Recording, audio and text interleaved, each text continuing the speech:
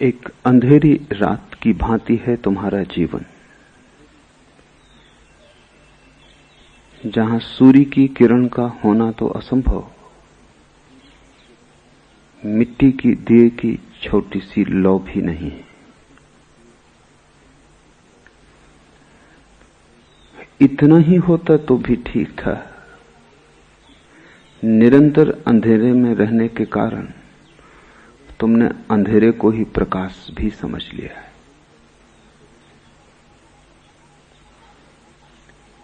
और जब कोई प्रकाश से दूर हो और अंधेरे को ही प्रकाश समझ ले तो सारी यात्रा अवरुद्ध हो जाती। इतना भी होश बना रहे कि मैं अंधकार में हूं तो आदमी खोजता है, तड़फता है प्रकाश के लिए, प्यास जगती है, टटोलता है, गिरता है, उठता है, मार्ग खोजता है, गुरु खोजता है। लेकिन जब कोई अंधकार को ही प्रकाश समझ ले तब सारी यात्रा समाप्त हो जाती है। मृत्यु को ही कोई समझ ले जीवन तो फिर जीवन का द्वार बंद ही हो गया। एक बहुत पुरानी यूनानी कथा है। एक सम्राट को ज्योतिषियों ने कहा कि इस वर्ष पैदा होने वाले बच्चों में से कोई एक तेरे जीवन का घाती होगा। ऐसी बहुत कहानियां हैं संसार के सभी देशों में। कृष्ण के साथ भी वैसी कहानी जुड़ी है और जीसस के साथ भी वैसी कहानी जुड़ी है, लेकिन यूनानी कहानी का कोई मुकाबला नहीं। सम्राट ने जितने बच्चे उस वर्ष पैदा हुए सभी को कारागृह में डाल दिया, मारा नहीं, क्योंकि सम्राट को लगा कोई एक इनमें से हत्या करेगा और सभी की हत्या मैं करूं, ये तो महापातक हो जाएगा। छोटे छोटे बच्चे बड़ी मजबूत जंजीरों में जीवन भर के लिए कोठरियों में डाल दिए गए। जंजीरों में बंधे बंधे ही वे बड़े हुए। उन्हें याद भी न रही कि कभी ऐसा भी कोई क्षण था जब जंजीरें उनके हाथ पर न रही हों। जंजीरों को उन्होंने जीवन के अंग की तरह ही पाया और जाना। उन्हें याद भी तो नहीं हो सकती थी कि कभी वे मुक्त थे और गुलामी ही जीवन थी, और इसलिए उन्हें कभी गुलामी अखरी नहीं, क्योंकि तुलना हो तो तकलीफ होती है। तुलना का कोई उपाय ही न था। गुलाम ही वे पैदा हुए थे, गुलाम ही वे बड़े हुए थे, गुलामी ही उनका सार सर्वस्व थी। तुलना न थी स्वतंत्रता की, और दीवालों से बंधे थे वे भयंकर मजबूत जंजीरों से, और उनकी आंखें अंधेरी की इतनी आदी हो गई थी कि वे पीछे लौट के भी नहीं देख सकते थे जहां प्रकाश का जगत था। प्रकाश को देखते ही उनकी आंखें बंद हो जाती थी। प्रकाश तिलमिलाता था, प्रकाश कष्ट देने लगा था। अंधेरे से इतने राजी हो गए थे कि अब प्रकाश से राजी नहीं हो पाती थी आंखें। सिर्फ अंधेरे में ही आंख खुलती थी, प्रकाश में तो बंद हो जाती थी। तुमने भी देखा होगा, कभी घर के शांत स्थान से भरी दोपहरी में बाहर आ जाओ, आंख तिलमिला जाती। छोटे बच्चे पैदा होते हैं, 9 महीने अंधकार में रहते हैं मां के पेट में। प्रकाश की एक किरण भी वहां नहीं पहुंचती। और जब बच्चा पैदा होता है तो ना समझ डॉक्टरों का कोई अंत नहीं है। जहां बच्चा पैदा होता है अस्पताल में, वहां वे इतना प्रकाश रखते हैं कि बच्चे की आंखें तिलमिला जाती और सदा के लिए आंखों को भयंकर चोट पहुंच जाती। बच्चे को पैदा होना चाहिए मोमबत्ती के प्रकाश में। वहां हजार हजार कैंडल के बल्ब लगाने की जरूरत नहीं। दुनिया में जो इतनी कमजोर आंखें हैं, उनमें से 50% के लिए अस्पताल का डॉक्टर जिम्मेवार है। उसको सुविधा होती है ज्यादा प्रकाश में, वो देख पाता है क्या हो रहा है, क्या नहीं हो रहा, क्या करना है, क्या नहीं करना। लेकिन उसकी सुविधा सवाल नहीं है, सुविधा तो बच्चे की है। जो जीवन भर रहे हों अंधकार में, 9 महीने नहीं पूरे जीवन, वो पीछे लौट के भी नहीं देख सकते थे, वो दीवार की तरफ ही देखते थे। राह पर चलते लोगों, खिड़की द्वार के पास से गुजरते लोगों की छायाएं बनती थीं सामने दीवार पर। वे समझते थे वे छायाएं सत्य, यही असली लोग हैं। उस छाया को ही वे जगत समझते थे। छाया के इस जगत को ही हिंदुओं ने माया कहा है। असली तो दिखाई नहीं पड़ता, असली का प्रतिबिंब दिखाई पड़ता है। असली को देखने के लिए आंख चाहिए, समर्थ आंख, जो प्रकाश में खुल सके, जो सूरज के आमने सामने हो सके। अंधेरी की आदि आंख सत्य को नहीं देख सकती। सत्य ढका हुआ नहीं है, सत्य तो प्रकट है, उघड़ा हुआ है। तुम्हारी आंख कमजोर है और सत्य को न देख पाएगी। धीरे धीरे उन्होंने पीछे लौट कर देखना ही बंद कर दिया। पीछे लौट कर देखने का मतलब ही था आंख में आंसू आ जाएं। वो पीड़ा का जगत था। तुमने भी सत्य को देखना बंद कर दिया है, और जब भी कोई सत्य तुम्हें दिखा देता है तो पीड़ा होती है, आनंद जन्मता नहीं, कष्ट ही होता है।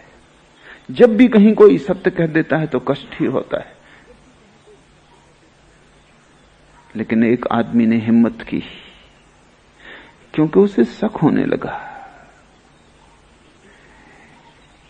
ये छायाएं छायाएं ही हैं, क्योंकि इनसे बोलो तो ये उत्तर नहीं देती।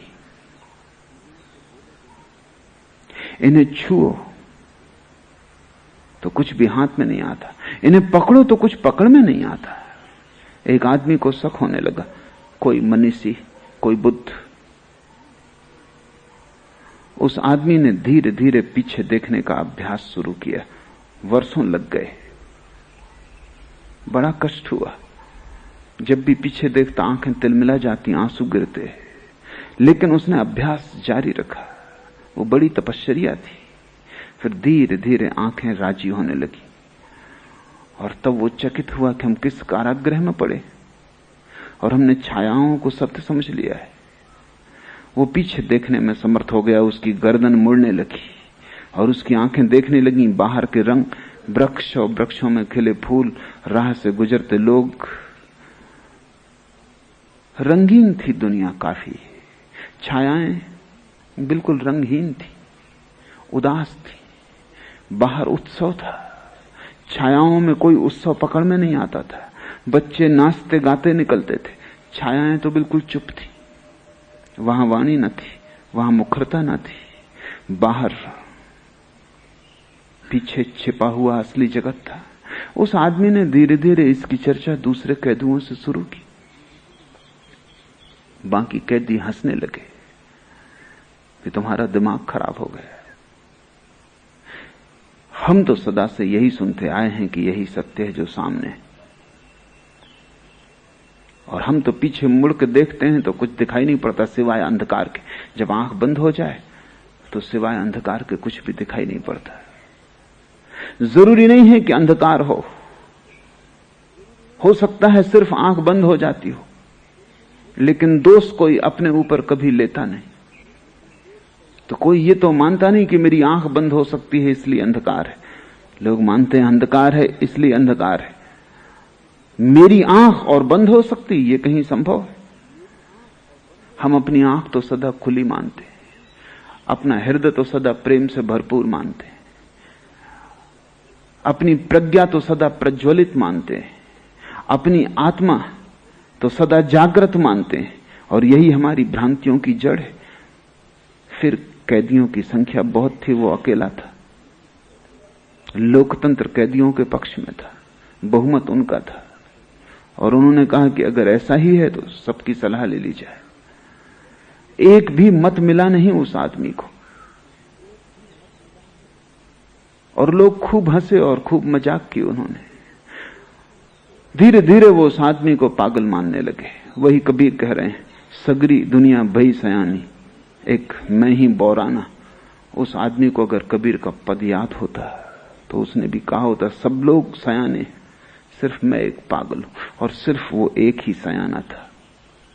लेकिन जहां अंधों की भीड़ हो वहां आंख वाला पागल हो जाता है, जहां मूढ़ों की भीड़ हो वहां बुद्धिमान पागल हो जाता है, जहां बीमारी ही स्वास्थ्य समझी जाती हो वहां स्वस्थ आदमी का लोग इलाज कर देंगे पकड़ के। स्वाभाविक है, क्योंकि लोग अपने को मानदंड समझते हैं। और फिर जब बहुमत उनके साथ हो, बहुमत नहीं सर्वमत उनके साथ हो, उस एक आदमी को छोड़ के सभी उनके साथ थे, तो संदेह भी कैसे पैदा हो। लोग हंसे, मजाक की, उसे पागल समझा, उसका तिरस्कार किया, उसकी उपेक्षा की। धीरे धीरे लोगों ने उससे बातचीत बंद कर दी, क्योंकि वो बेचैनी पैदा करता था। बेचैनी पैदा करता था क्योंकि कभी कभी संदेह उनके मन में भी उठाता था कि हो ना हो, कहीं ये आदमी सच ना हो। क्योंकि अगर ये आदमी सच है तो उनकी पूरी जिंदगी बेकार गई। बड़ा दांव है, ये आदमी गलत होना ही चाहिए, नहीं तो उनकी पूरी जिंदगी गलत होती। और कोई भी आदमी नहीं चाहता कि उसकी पूरी जिंदगी गलत सिद्ध हो, क्योंकि इसका अर्थ हुआ तुमने यूं ही गंवाया, तुमने अवसर खो दिया। तुम मूढ़ हो, अज्ञानी हो, मूर्छित हो। अहंकार ये मानने को तैयार नहीं होता। अहंकार कहता है मुझसे ज्ञानी और कौन, मुझसे समझदार और कौन। ऐसे अहंकार रक्षा करता अज्ञान की। अहंकार रक्षक है अज्ञान के ऊपर। उसके रहते अज्ञान का किला पराजित न होगा, तोड़ा न जा सकेगा। धीरे धीरे उन्होंने उसकी उपेक्षा कर दी, क्योंकि उससे बात करना भी बेचैनी थी, क्योंकि वो हमेशा रंगों की बात करता। रंग उनमें से किसी ने भी देखे न थे। वो हमेशा पीछे चलने वाले संगीत की बात करता, संगीत उनमें से किसी ने सुना न था। उनकी सब इंद्रियां पंगु हो गई थी। और धीरे धीरे वो आदमी कहने लगा कि ये जंजीरें हैं जिनको तुम आभूषण समझे हुए हो। आखिर कैदी को भी सांत्वना तो चाहिए, तो वो जंजीरों को आभूषण समझ लेता है। आखिर कैदी को भी जीना तो है, तो कारागृह को घर समझ लेता है। न केवल समझ लेता है बल्कि भीतर से सजा भी लेता है, ताकि पूरा भरोसा आ जाए अपना घर है। जंजीरों पर कैदियों ने फूल पत्तियां बना ली थी।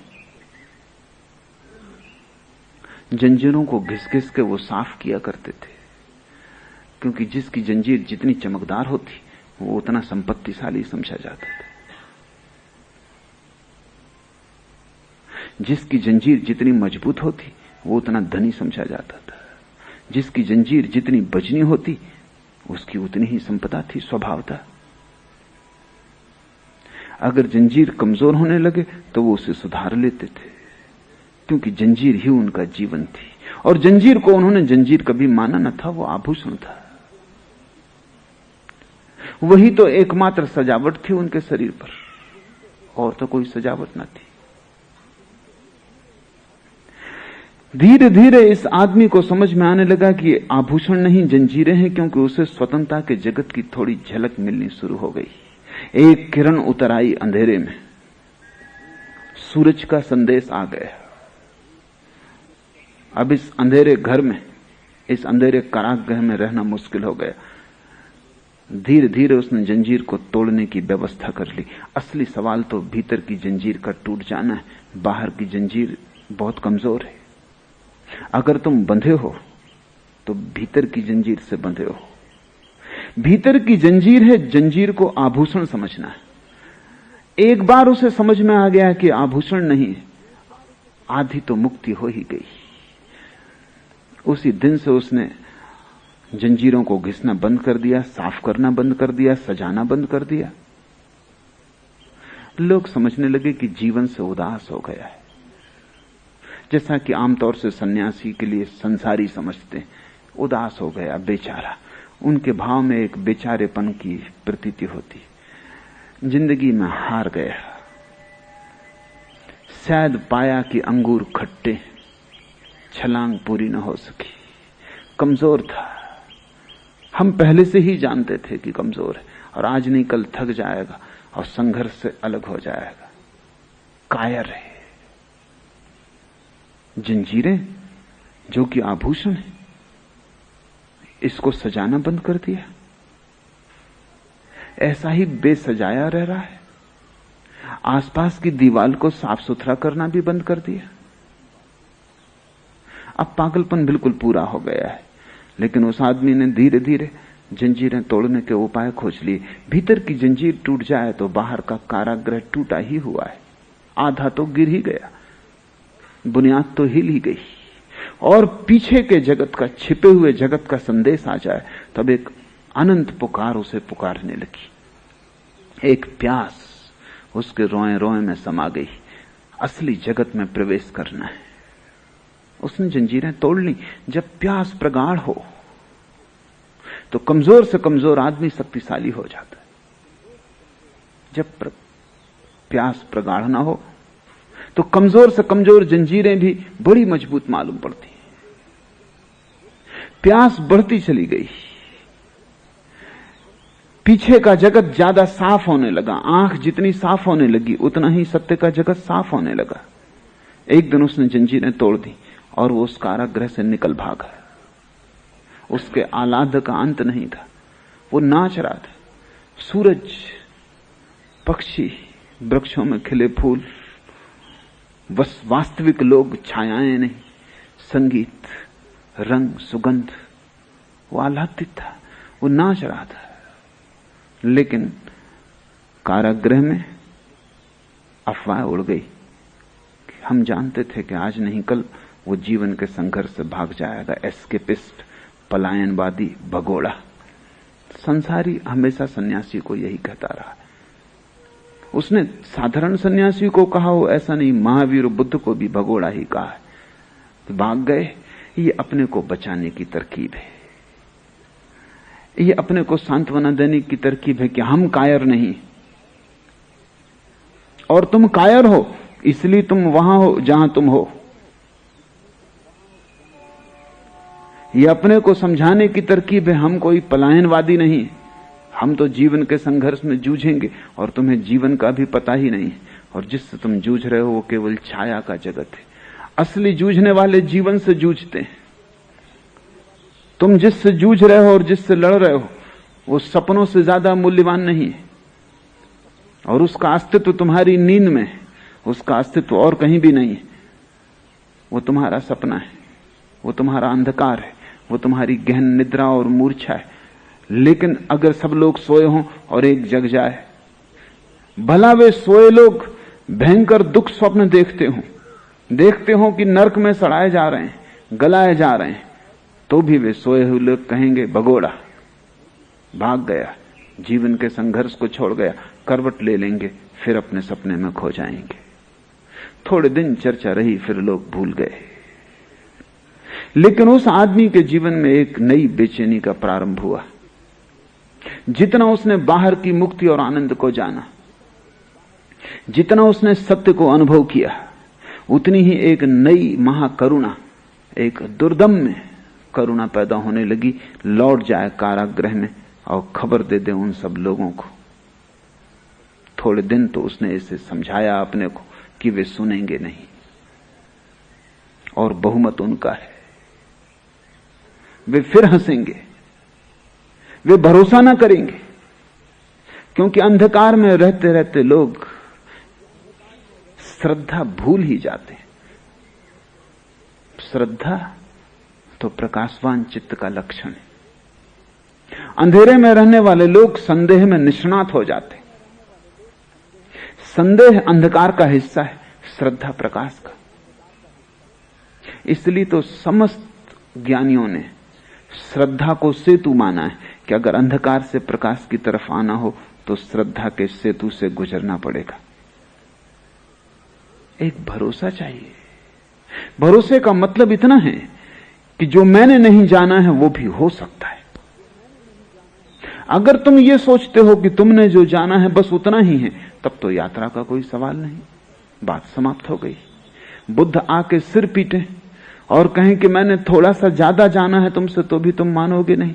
संदेह का इतना ही अर्थ है कि मुझ पर सत्य समाप्त हो गया। मैंने जो जान लिया वही सत्य की भी सीमा है। मेरा अनुभव और सत्य समान है, ये संदेह है। श्रद्धा का अर्थ है मेरा अनुभव छोटा है, सत्य बहुत बड़ा हो सकता है। मेरा छोटा आंगन है, आंगन पूरा आकाश नहीं, बड़ा आकाश है। मेरी छोटी खिड़की है, लेकिन खिड़की का ढांचा आकाश का ढांचा नहीं। माना कि मैं खिड़की से ही झांक के देखता हूं तो भी खिड़की आकाश नहीं है। इतना जिसे ख्याल आ जाए, जिसे संदेह पर संदेह आ जाए, वो श्रद्धावान हो जाता है। वो बड़े से बड़ा संदेह है, ध्यान रखना। जिसे संदेह पर संदेह आ जाए, जो अपनी संदेह की प्रवृत्ति के प्रति संदिग्ध हो जाए, उसके जीवन में श्रद्धा का आविर्भाव हो जाता है। श्रद्धा का अर्थ है जानने को बहुत कुछ शेष है। मैंने थोड़े कंकड़ पत्थर बीन लिए हैं समुद्र के तट पर, लेकिन इससे समुद्र का तट समाप्त नहीं हो गया। मैंने मुट्ठी भर रेत इकट्ठी कर ली, लेकिन सागर के किनारों पर अनंत रेत शेष है। मेरी मुट्ठी की सीमा है, सागर की सीमा नहीं। मेरी बुद्धि की सीमा है, सत्य की सीमा नहीं। मैं कितना ही पाता चला जाऊं तो भी पाने को सदा शेष रह जाएगा। यही तो अर्थ है परमात्मा को अनंत कहने का। तुम कितना ही पाओ वो फिर भी पाने को शेष रहेगा। तुम पा के थक जाओगे, वो नहीं चुकेगा। तुम्हारा पात्र भर जाएगा, ऊपर से बहने लगेगा, लेकिन उसके मेघों से वर्षा जारी रहेगी। हम कण मात्र हैं। जब कण को ख्याल हो जाता है कि मैं सब, वहीं श्रद्धा समाप्त हो जाती। श्रद्धा अज्ञात की तरफ पैर उठाने के साहस का नाम है। अनजान में प्रवेश, अज्ञात में प्रवेश, जहां मैं कभी नहीं गया, जो मैं कभी नहीं हुआ, वो भी हो सकता है। उस आदमी के मन में बहुत बार करुणा उठने लगी। आनंद का अनिवार्य लक्षण है करुणा। जब बुद्ध से किसी ने पूछा कि समाधि की पूर्ण परिभाषा क्या है, तो उन्होंने कहा परिभाषा का मुझे पता नहीं, लेकिन दो बातें निश्चित हैं, महाज्ञान, महाकरुणा। पूछने वाले ने कहा महाज्ञान कह देने से क्या काफी ना होगा? बुद्ध ने कहा नहीं, वो अधूरा होगा, वो सिक्के का एक पहलू है। दूसरा पहलू है महाकरुणा। जब भी ज्ञान का जन्म होता है तभी करुणा का जन्म हो जाता है। क्यों? क्योंकि अब तक जो जीवन ऊर्जा वासना बन रही थी वो कहां जाएगी? ऊर्जा नष्ट नहीं होती। अभी धन के पीछे दौड़ती थी, पद के पीछे दौड़ती थी, महत्वाकांक्षाएं थी अनेक, अनेक अनेक तरह के भोगों की कामना थी। सारी ऊर्जा वहां संलग्न थी। प्रकाश के जलते, ज्ञान के उदय होते, वो सारा अंधकार, वो भोग, लिप्सा, महत्वाकांक्षा ऐसे ही विलीन हो जाते हैं जैसे दिए के जलते अंधकार। ऊर्जा का क्या होगा? जो ऊर्जा काम वासना बनी थी, जो ऊर्जा क्रोध बनती थी, जो ऊर्जा ईर्षा बनती थी, मत्सर बनती थी, उस ऊर्जा का, उस शुद्ध शक्ति का क्या होगा? वो सारी शक्ति करुणा बन जाती। महाकरुणा का जन्म होता है। और वो करुणा तुम्हारी काम वासना से ज्यादा अदम्य होती, क्योंकि तुम्हारी काम वासना और बहुत सी वासनाओं के साथ है। महत्वाकांक्षा है, धन भी पाना है। तुम काम वासना को स्थगित भी कर देते हो कि ठहर जाओ 10 वर्ष, धन कमा लोगे, ठीक से फिर शादी करेंगे।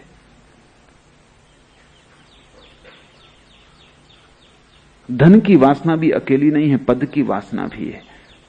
तुम पद पाने के लिए धन का भी त्याग कर देते हो, चुनाव में लगा देते हो सब धन कि किसी तरह मंत्री हो जाओ। लेकिन मंत्री की कामना भी पूरी कामना नहीं है।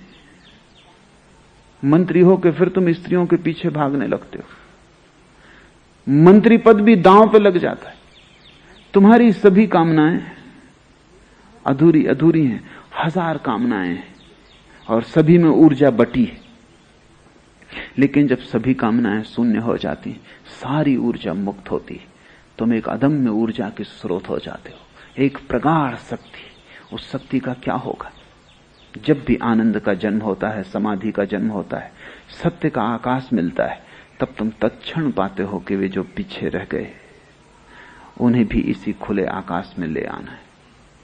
तब तुम्हारा सारा जीवन,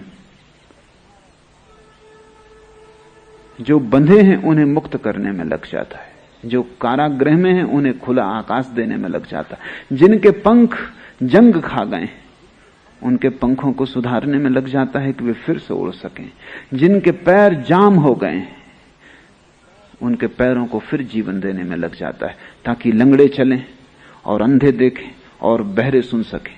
और तुम लंगड़े हो, तुम चले नहीं। यात्रा तुमने बहुत की है, लेकिन जब तक तीर्थ यात्रा ना हो तब तक कोई यात्रा यात्रा नहीं। तुम बहरे हो, तुमने सुना बहुत है, लेकिन वासना के सिवाय कोई स्वर तुमने नहीं सुना। और वासना भी कोई संगीत है? वासना तो एक शोरगुल है जिसमें संगीत बिल्कुल ही नहीं। वासना तो एक विसंगीत है जिससे तुम तनते हो, चिंतित होते हो, बेचैन परेशान होते हो। संगीत तो वो जो तुम्हें भर दे उस अनंत आनंद से, जहां सब बेचैनी खो जाती, जहां चैन की बांसुरी बजती है, और ऐसी बांसुरी कि उसका फिर कभी अंत नहीं आता। तुम अंधे हो, तुमने बहुत कुछ देखा है, लेकिन जो देखा है वो सब ऊपर की रूपरेखा है, भीतर का सत्य तुम नहीं देख पाते। शरीर दिखता है, आत्मा नहीं दिखती। पदार्थ दिखता है, परमात्मा नहीं दिखता। दृश्य दिखाई पड़ता है, अदृश्य नहीं दिखाई पड़ता। और अदृश्य ही आधार है दृश्य का, परमात्मा ही आधार है पदार्थ का। और आत्मा के बिना क्षण भर भी तो शरीर जीता नहीं। इधर उड़ गया पंखी, उधर शरीर जलाने को लोग ले चले। फिर भी तुमने सिर्फ शरीर देखा है और आत्मा नहीं देखी। अंधे हो तुम, पंगु हो तुम। जिसके जीवन में समाधि खिलती है वो भागता है उनको जगाने जो सोए, लेकिन उसे भी कठिनाई खड़ी होती। कुछ दिन तो उसने अपने को रोका, क्योंकि वो जानता है वे लोग हंसेंगे, क्योंकि वो जानता है वे सुनेंगे नहीं, क्योंकि वो जानता है कि उसका स्वागत नहीं होने वाला, अपमान और तिरस्कार होने वाला है, क्योंकि वो जानता है कि जो सदा से हुआ है वही फिर होगा। पत्थर और कांटों से स्वागत होगा, फूल मालाएं मिलने को नहीं। लेकिन अदम्य है करुणा, उसे रोका नहीं जा सकता। कथा है कि बुद्ध को जब ज्ञान हुआ तो 7 दिन तक वो चुप बैठे रहे। बड़ी मीठी कथा है। क्या करते रहे चुप बैठकर? बहुत बार अदम्य वेग से उठी करुणा कि जाएं। बहुत लोग भटकते हैं, सारे लोग भटकते हैं। जो मुझे मिल गया है वो बांट दूं, लेकिन कोई चीज रोकती रही, कोई चीज रोकती रही। बुद्ध जैसा व्यक्ति भी हिम्मत न जुटा सका। तुम्हारे सामने बुद्ध भी हारे हुए। बुद्ध को भी डर लगा, जिसको अब कोई डर नहीं बचा है, जिसको मृत्यु का भय नहीं, वो भी तुमसे डरता है। जो यम से नहीं डरता वो तुमसे डरता है। 7 दिन तक बुद्ध ने प्रतिरोध किया, अपना ही सब तरह से रोका कि नहीं।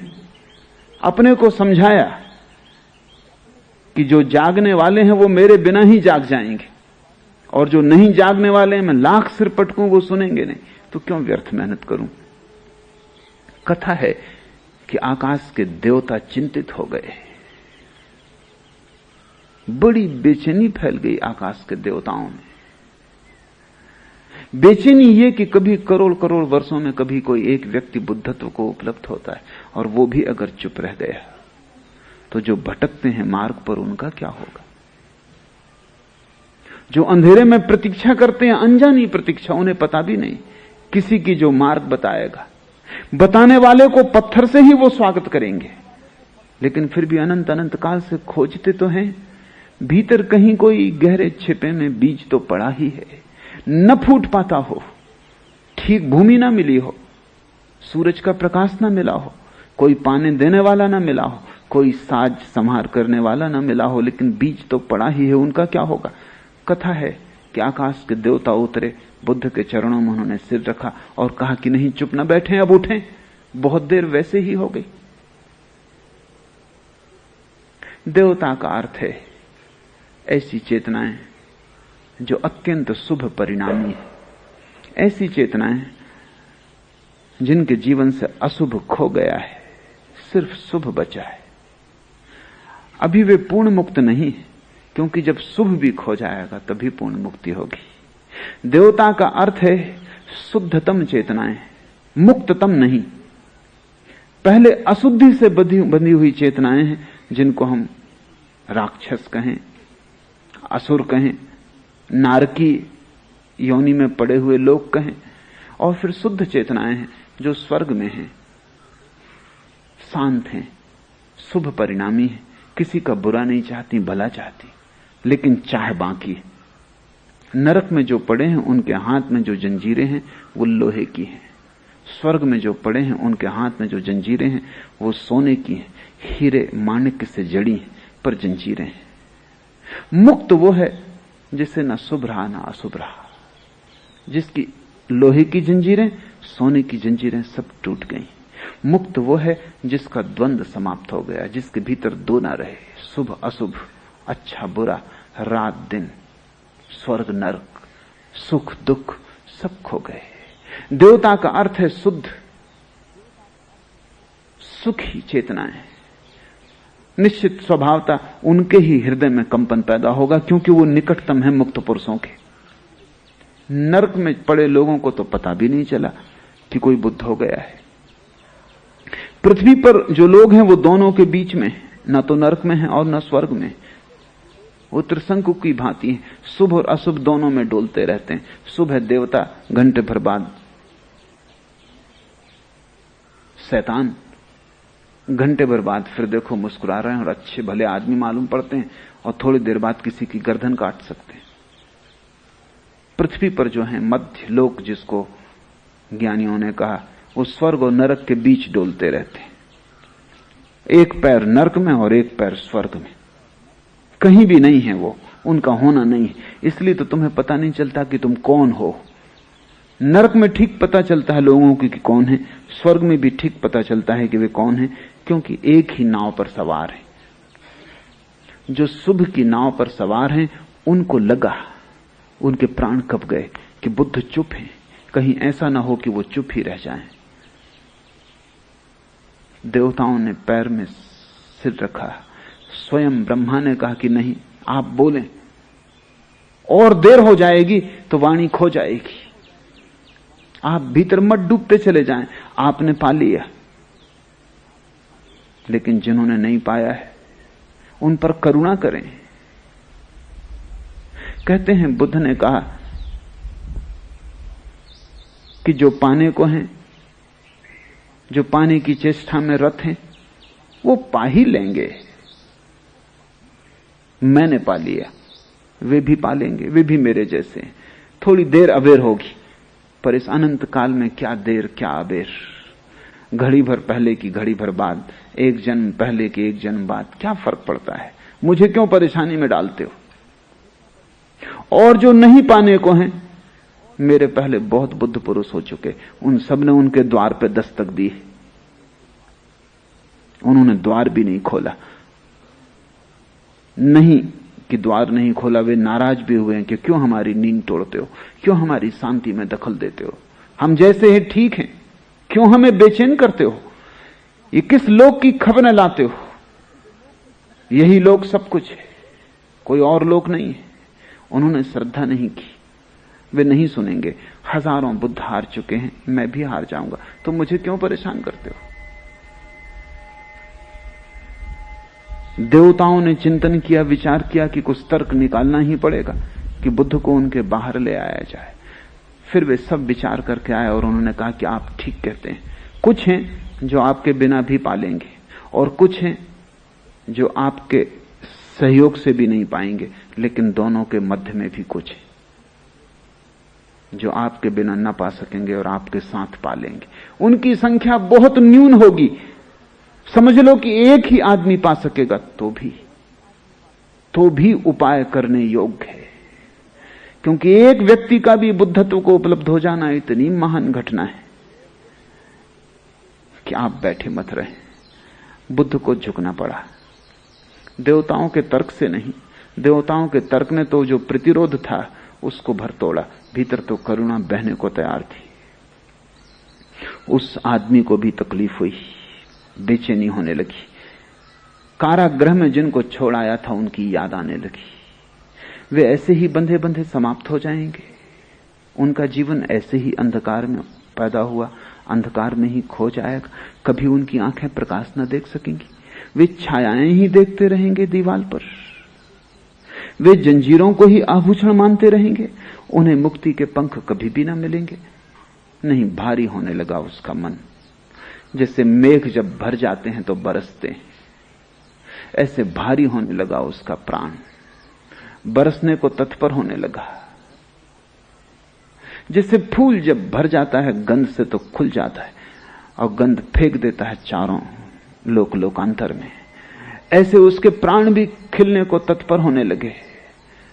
कोई अवश्य प्रेरणा उसे खींचने लगी वापस, जानते हुए वहां स्वागत नहीं होने को है। वो वापस लौट आया कारागृह में। लोग हंसने लगे। उन्होंने कहा, हमने पहले ही कहा था कि वहां कुछ भी नहीं है, सिर्फ छायाएं हैं जहां तुम जा रहे। आ गए वापस, आ गई बुद्धि, रास्ते पे आ गई बुद्धि। और उल्टा हमें समझा रहे थे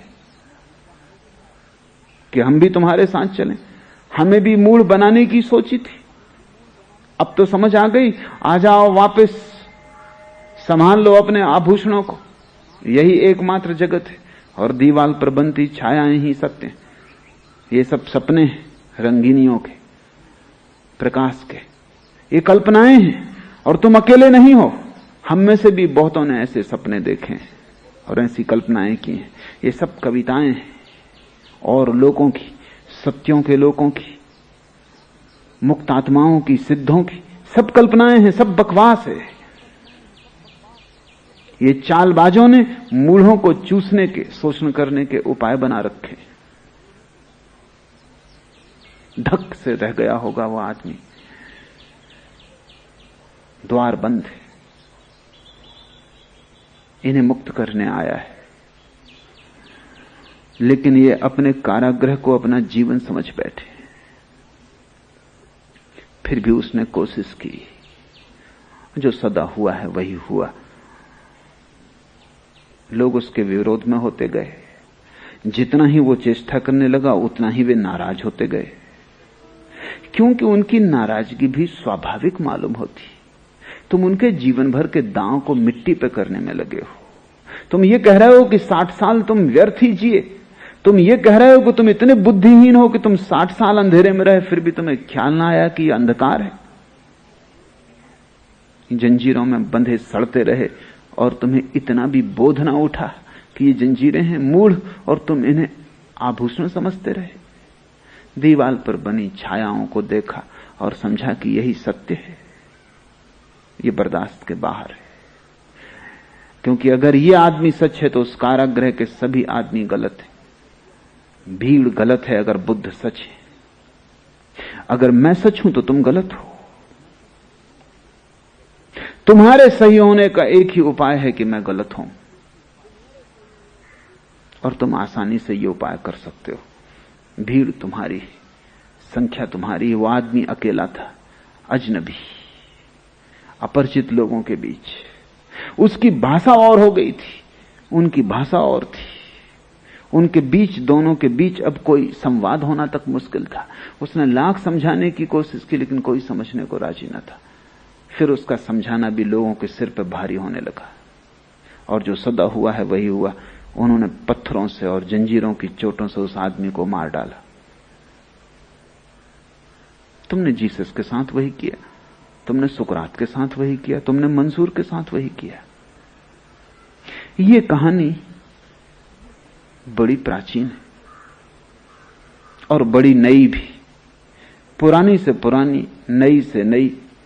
ये अतीत में भी होती रही है, आज भी हो रही है, भविष्य में भी होती रहेगी। ये चिर नूतन, चिर पुरातन कथा है।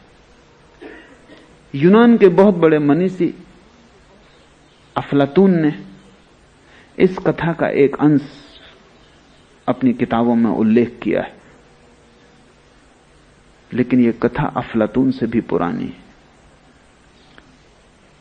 ये उतनी ही पुरानी है जितना आदमी पुराना है, और ये तब तक रहेगी जब तक एक भी आदमी जमीन पर बंधा हुआ है। अब हम कबीर के इस सूत्र को समझने की कोशिश करें, तब तुम समझ पाओगे क्यों कबीर कहता है कहे कबीर दीवाना। नहीं तो तुम ना समझ पाओगे क्यों कबीर अपने को खुद पागल कहता है। कैसी बेबूझ दुनिया है, प्रज्ञावान पागल समझे जाते, मूढ़ ज्ञानी जिन्हें कुछ भी पता नहीं है, जिन्होंने शब्दों का कचरा इकट्ठा कर लिया है या खोपड़ी में शास्त्र भर लिए, वे ज्ञानी, वे पंडित हैं। कबीर काशी में रहे जीवन भर, पंडितों की दुनिया। स्वभावतः उन सभी पंडितों ने कहा होगा पागल है।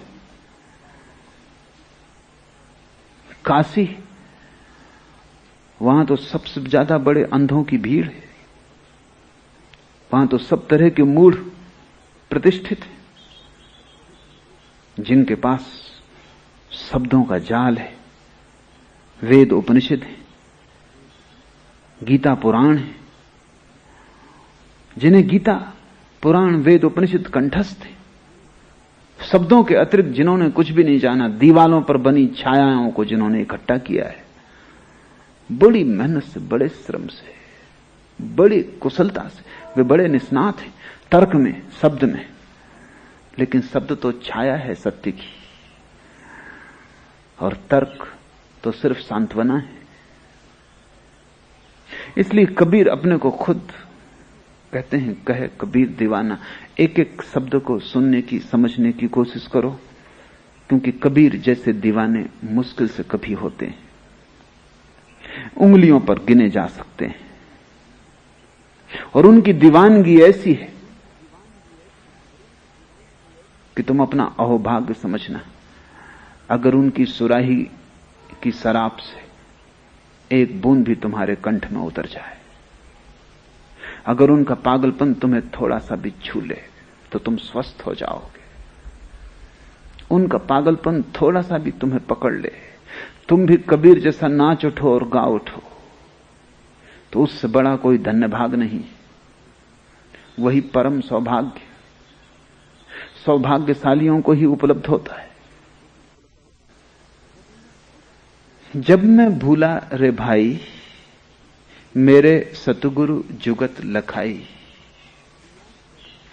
क्रिया कर्म आचार में छाड़ा, छाड़ा तीर्थ नाना, सगरी दुनिया भई सयानी, मैं ही एक बौराना।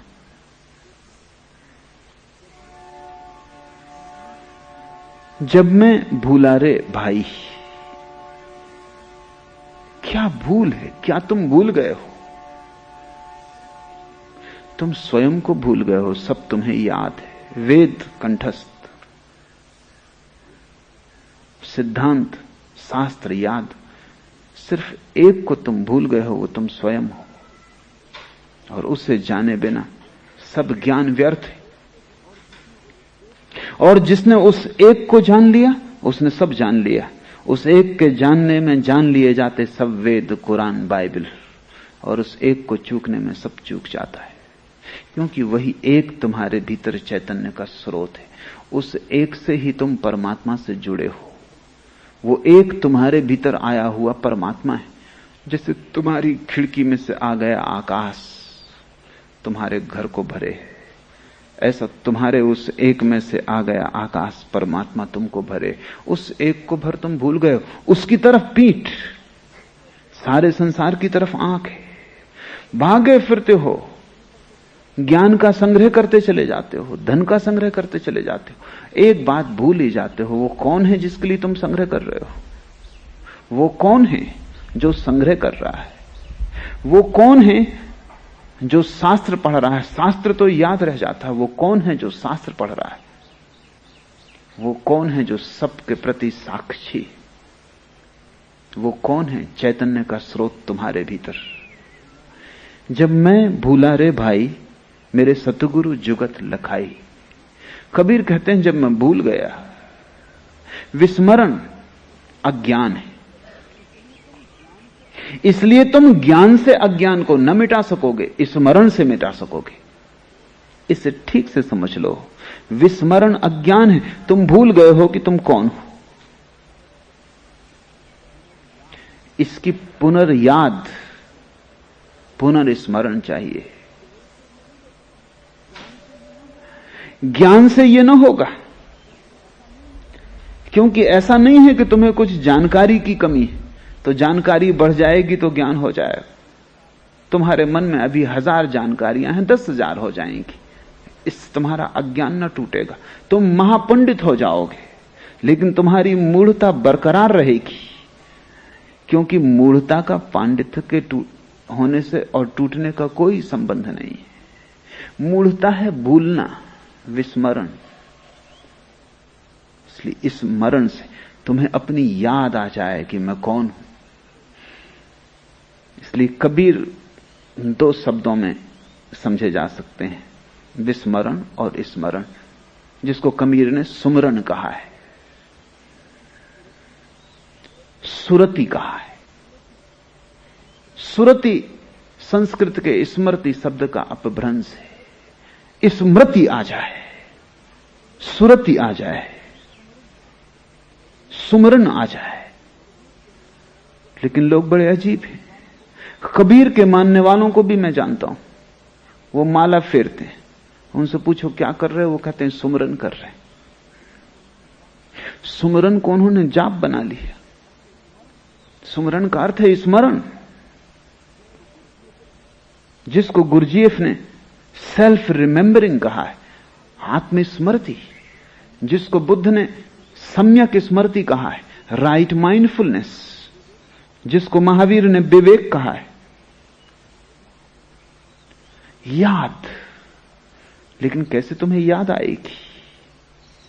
तुम तो भूल गए हो। तुम्हें कोई याद दिलाए तो ही आएगी। तुम्हें खुद कैसे याद आएगी? रात तुम सोते हो, सुबह 5 बजे उठना है, ट्रेन पकड़नी, क्या करते हो? कोई जुगत चाहिए, अलार्म भर देते हो, अलार्म जुगत। तुम न जाग सकोगे 5 बजे, कोई तुम्हें जगाए। घड़ी भी जगा सकती, यंत्र है सिर्फ। लेकिन तुम स्वयं न जाग सकोगे। या किसी को कह देते हो पड़ोस में कि जगा देना।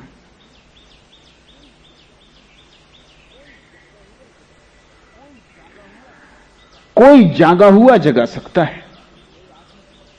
किसी सोए आदमी से मत कह देना कि जगा देना, कि वो पहले ही घुर्रा रहे हो, तुम उनसे जाकर भाई सुनो 5 बजे जगा देना। इससे कुछ हल ना होगा। उन्होंने सुना ही नहीं, उनको खुद ही कोई जगाने वाले की जरूरत थी। कोई जागा हुआ चाहिए। और समस्त योग का अर्थ है जुगत। जुगत शब्द बड़ा प्यारा है। अंग्रेजी में उसके लिए शब्द डिवाइस, तरकीब। हजारों तरह की तरकीबें उपयोग की गई हैं आदमी को जगाने के लिए। लेकिन अगर तुम खुद ही करोगे तो खतरा है। मैंने सुना है कि अमेरिका का बहुत बड़ा वैज्ञानिक एडिशन भुलक्कड़ था, भूल जाता था। अक्सर जो लोग बहुत सोचते हैं वो भुलक्कड़ हो जाता, इतना ज्यादा हो जाता है कि सबकी याद रखना मुश्किल हो जाती। तो वो हर चीज को जब भुलक्कड़ हो गया और उसने 1000 आविष्कार किए, इसलिए बड़ा पैनी बुद्धि का आदमी था। कभी वो कोई चीज आधी पूरी न कर पाए, आधी की है, आधा कोई आविष्कार कर लिया है, फिर भूल जाए वर्षों तक, तो बड़ा नुकसान होने लगा। तो किसी ने उसको सुझाव दिया कि तुम ऐसा क्यों नहीं करते कि हर चीज को लिख लिया ताकि याद बनी रहे। तो उसने लिखना शुरू कर दिया। तो अलग अलग कागजों पर लिख के रखता जाता, वो कागज खो जाते कि कहां रख दिया। किसी ने कहा तुम भी पागल हो, अलग अलग कागज पे क्यों लिखते हो, डायरी क्यों नहीं बना लेते। उसने डायरी बना ली, डायरी खो गई। आदमी भूलने वाला हो तो इससे क्या फर्क पड़ता है, तुम चाहे कागज पे लिखो चाहे तुम डायरी पे लिखो, इससे फर्क ही क्या पड़ता है। क्योंकि वो आदमी तो बुनियादी वही है। वो डायरी भूल गया एक दिन, उसने कहा इससे तो कागज ही बेहतर थे, एक भूलता था तो बाकी तो बचते थे, पूरा गया। डायरी में सब लिखा था, अब डायरी कहां है। आदमी अपने से कोशिश करेगा तो उसका जो बुनियादी गुण है उसके पार नहीं जा सकता। इसलिए आध्यात्मिक जीवन में गुरु की अनिवार्यता है। गुरु का केवल इतना ही अर्थ है, कोई जो जाग गया, कोई जो तुम्हें भूलने न देगा, कोई तुम्हें जो कोड़े लगाता रहेगा, कोई तुम्हें जो हिलाता रहेगा, कोई तुम्हें जो करवट लेके फिर सपने में न खो जाने देगा। तुम्हारा सारा अतीत नींद की तैयारी। गुरु के रहते भी तुम जाग जाओगे ये पक्का नहीं है, लेकिन गुरु के बिना तो बिल्कुल पक्का है कि तुम जाग ना सकोगे। हां, यह हो सकता है कि तुम नींद में ही सपना देखने लगो कि जाग गया। यह भी होता है। तुमने कभी नींद में ऐसा सपना भी देखा होगा जब तुम जाग गए। इसलिए अलार्म भी बहुत काम नहीं दे सकता। अलार्म बज रहा है, तुम सो रहे हो, तुम एक सपना पैदा कर लेते हो कि मंदिर में प्रार्थना चल रही, घंटी बज रही, तुमने खत्म कर दी घड़ी, तुमने तरकीब निकाल ली, नींद ने रास्ता बना लिया। क्योंकि अगर अलार्म है तो जगना पड़ेगा। तो नींद ने एक सपना पैदा किया, नींद ने कहा कैसी सुंदर आरती उतर रही भगवान के मंदिर में, कैसी घंटी बज रही मधुर। बस अब तुम सो सकते हो, अलार्म का कोई सवाल न रहा। नींद में तुम अलार्म भी बंद कर सकते हो, करवट ले सकते हो। घड़ी मुर्दा है, इसलिए विधियां अकेली काम न देंगी, गुरु चाहिए। विधियां तो उपलब्ध हैं, पतंजलि का योग शास्त्र, योग सूत्र उपलब्ध है, सब विधियां लिखी। लेकिन अगर किताब पढ़ के तुमने काम किया तो विधियां घड़ी की तरह होंगी, यंत्रवत। तुम कर भी लोगे, लेकिन करोगे तो तुम ही, सोया हुआ आदमी।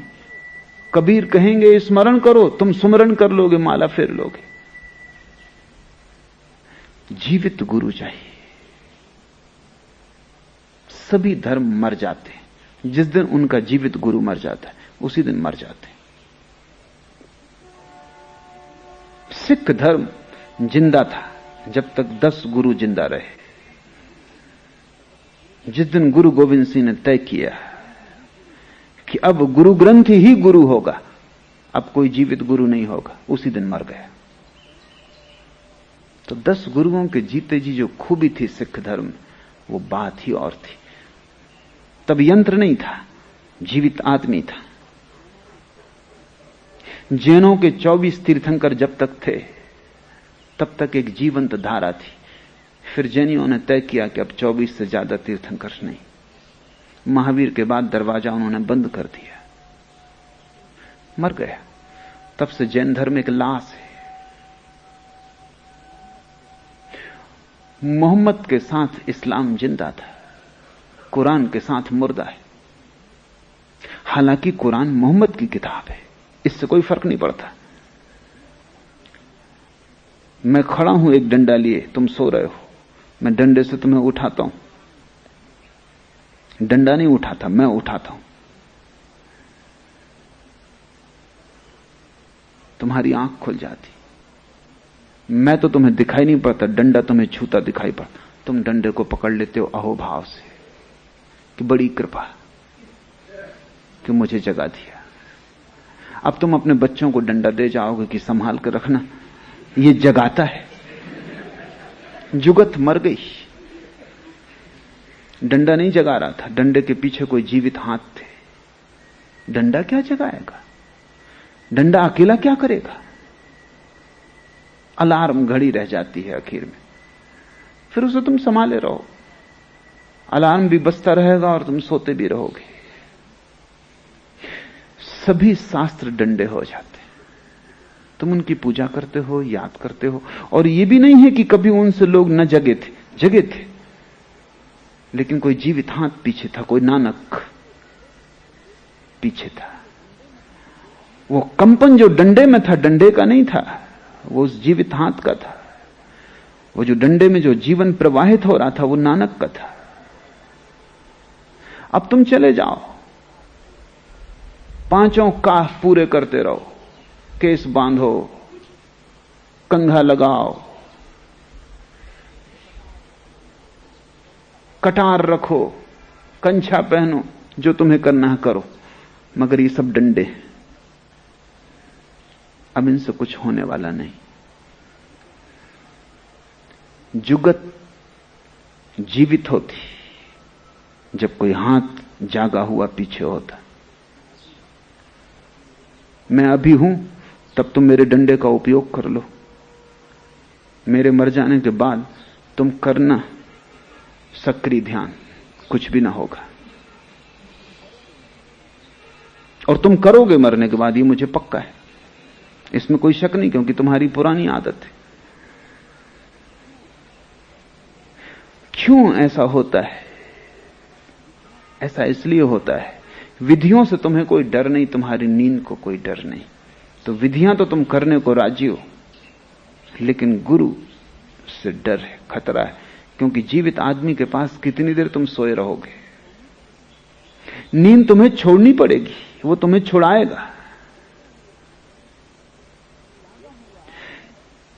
जागा हुआ आदमी कितनी देर तक तुम्हारी नींद की दशा देख सकेगा?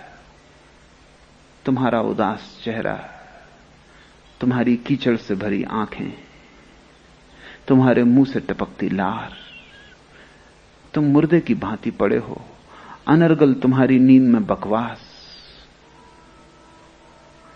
कभी भयभीत होते हो, कपते हो, कभी सुखी मालूम होते हो, मुस्कुराहट फैल जाती चेहरे पर, लेकिन सब नींद में होता, सब सपने से हो रहा है, सब झूठ हो रहा है। तुम्हारी नींद तोड़नी जरूरी है। जब मैं भूला रे भाई मेरे सतगुरु जगत जुगत लखाई, तो मेरे गुरु ने मुझे जगाया, मुझे जुगत दी। कोई विधि थी, और जो विधि दी, जब कोई जीवित गुरु विधि देता है तो सारी पुरानी विधियां व्यर्थ हो जाती हैं, स्वभाव था। क्योंकि पुरानी विधियों का क्या प्रयोजन? तुम पुराना सब साथ सामान फेंक देते हो। अगर अब तक तुम बैठ के अपने घर में एक कोठरी बना के और शंकर जी की पूजा कर रहे थे, अब तुम उनको लपेट के सागर में डुबाते हो, अब कोई जरूरत ना रही। कि अभी तक तुम मंदिर में जाकर रोज घंटी बजाते थे, अब ये बंद हो जाता है खेल। क्या जरूरत जागे हुए आदमी को कि वो अलार्म घड़ी रखे बैठा रहे और इसकी पूजा करे? वो किसी और को दे देता है, बांट आता है या नदी में फेंक आता है। जब मैं भूला रे भाई मेरे सतगुरु जुगत लखाई, वो जुगत क्या है? जिसके कारण क्रिया कर्म आचार में छाड़ा, सब क्रियाएं छोड़ दी, सब कर्म छोड़ दिए, सब आचरण छोड़ दिए, छाड़ा तीर्थ नहाना, और तीर्थ में जाके नहाना छोड़ दिया। गंगा साधारण नदी हो गई। अब कोई तीर्थ न रहा। क्रियाकांड का अर्थ है वे जुगतें जिनका जीवित हाथ विदा हो गया, वे सब क्रियाकांड हो जाती। तुम मेरे साथ ध्यान करो, ये एक बात है। तुम मेरे बिना ध्यान करोगे, वो क्रियाकांड हो जाएगा। तुम कर लोगे पूरा पूरा, ठीक सांस लोगे, ठीक उछलोगे, कूदोगे, लेकिन सब नाटक होगा। तुम उसके भी अभ्यासी हो जाओगे, वो व्यायाम होगा। थोड़ा बहुत लाभ जो शरीर को हो सकता है होगा, लेकिन तुम जाग ना सकोगे। क्रिया कर्म आचार में छाड़ा और सब आचरण छोड़ दिया जो कि साधु को करना चाहिए, कि रात्रि भोजन न करे, कि पानी छान के पिए, कि ये न खाए, कि वो न पिए, ये कपड़े पहने वो न पहने, कि नग्न रहे कपड़ा न पहने, कि शरीर पर भभूत लगाए, कि धूप में बैठे, कि आग जला के गर्मी में और शरीर को तपाए और गलाए और जलाए, कि कांटे बिछा के लेटे। नहीं, क्रिया कर्म आचार में छाड़ा तीर्थ नाना सब छोड़ दिया। छूट ही जाता है, छोड़ना पड़ता नहीं। जब सतगुरु मिल जाए सब छूट जाता है। इसलिए सभी धर्म सदगुरुओं के विपरीत होंगे, क्योंकि सभी धर्म पुराने क्रियाकांड, पुरानी विधि, पुराना तीर्थ, पुराना मंदिर, पूजा पाठ, उस पर आरूढ़ है। जब भी कोई सदगुरु पैदा होगा तत्क्षण सारे धर्म उसके विपरीत हो जाएंगे, क्योंकि जो जो सदगुरु के साथ चलेंगे उनके क्रियाकांड छूटने लगेंगे। वो तीर्थ जाना बंद कर देंगे। एक नया तीर्थ पैदा हो गया और जीवित तीर्थ पैदा हो गया। अब कौन मुर्दा तीर्थों में जाता है? अब एक नई विधि मिल गई, जीवित विधि मिल गई, जिसमें अभी भी आग है, अंगार है, राख नहीं हो गई। तो अब कौन पुरानी विधियों को खोजता है जिनकी अंगार कभी की बुझ गई? कभी थी, अब नहीं। अब सिर्फ राख के ढेर रह गए। राख के ढेरों में भी गर्मी तक नहीं रह गई, बिल्कुल ठंडे हो गए, कोई प्राण नहीं बचा। अब उनको तुम छोड़ ही दोगे? छोड़ना पड़ता नहीं, वे छूट जाते हैं। इसलिए एक बात ख्याल रखना कि जब भी कोई सदगुरु पैदा होता तभी सारे धर्म उसके विपरीत हो जाते। होना उल्टा चाहिए कि सारे धर्म उसके पक्ष में हो जाएं, क्योंकि वो वही कर रहा है जो इन धर्मों ने कभी किया था। लेकिन ऐसा प्रतीत होता है कि वो दुश्मन है। नानक पैदा होगा तो सिख धर्म पैदा हो जाएगा अलग, हिंदू राजी ना होंगे स्वीकार करने को, मुसलमान राजी ना होंगे स्वीकार करने को, जैन राजी ना होंगे स्वीकार करने को, क्योंकि नानक की मान के कोई जैन नग्न साधु कपड़े पहन लेगा, छोड़ देगा नग्नता। नानक की मान के कोई हज यात्री आधी यात्रा से वापस लौट आएगा। नानक की मान के कोई माला को फेंक देगा, कोई पूजा अर्चना को बंद कर देगा। सभी दुश्मन हो जाएंगे, मस्जिद भी, मंदिर भी। लेकिन वही अब होगा। अब नानक का धर्म भी उतना ही मुर्दा जितना नानक के समय हिंदू, मुसलमान और जैन मुर्दा थे। अब अगर कोई सतगुरु पैदा होगा तो नानक के मानने वाले उसके बताया गुरुओं ने पूरा किया। ऐसी हालतें आ गई कि गुरु थक जाते थे, क्योंकि उनका सब जितना बता सकते थे बता दिया, और बुद्ध उसको इतनी निष्णात स्थिति से करते, इतनी तत्परता और लगन से करते कि गुरु के पास यह भी बहाना ना बचता कहने का कि तुमने ठीक से नहीं किया इसलिए नहीं हो रहा। गुरुओं के पास वो तरकीब है। गुरु जो कि सच में गुरु नहीं है, क्योंकि वो जो बताते हैं तुम कभी पूरा कर नहीं पाते, इसलिए जांच कभी हो नहीं पाती कि वो जो बताते हैं वो कुछ सार का भी है कि निस्सार है।